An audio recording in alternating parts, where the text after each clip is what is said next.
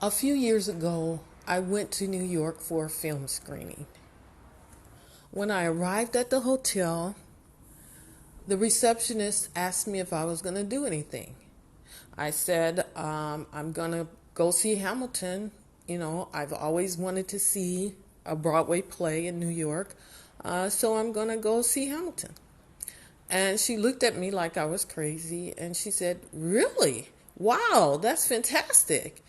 I didn't know at the time that it was virtually impossible to get a ticket to Hamilton. But I had made up my mind to see Hamilton. So I did a lot of other things. I went to Central Park. I went to the film screening. I was shopping on Fifth Avenue.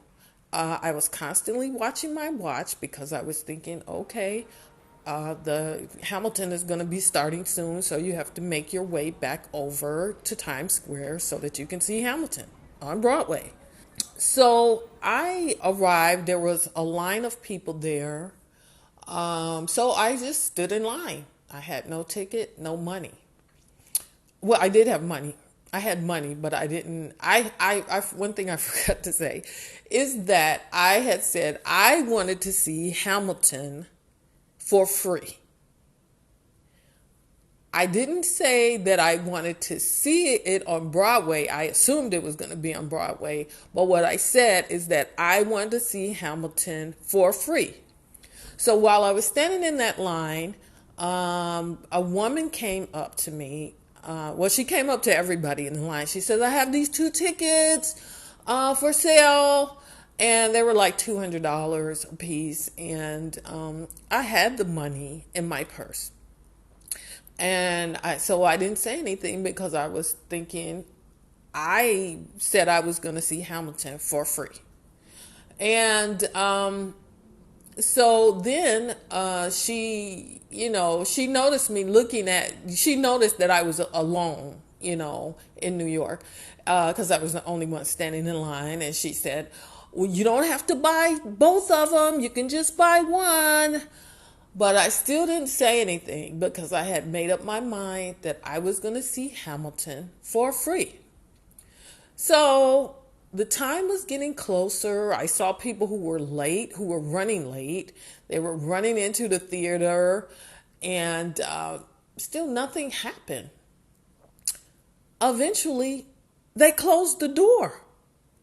And the security guy was looking at me like, "I hope you don't think you're coming in here because you're not." But I was still kind of just dumbfounded in terms of thinking, what's going on here? I said I was going to go see Hamilton and nothing is happening. I'm just sitting there. Eventually, I was just sitting out there by myself. I saw some tourists come. They were taking pictures in front of the Hamilton sign, and I'm just sitting there. So finally, it dawns on me that this is not going to happen. The doors are closed. I'm sitting out here by myself. So I walked to Times Square. I sat there just disbelievingly, like I was supposed to see Hamilton for free. Finally, I went back to my hotel room. I called my daughter. I said, "Look, I don't understand what's going on here. I was supposed to see Hamilton for free." And she said, "Mom, what the heck? Why do you think somebody's going to give you free tickets to see Hamilton in New York?"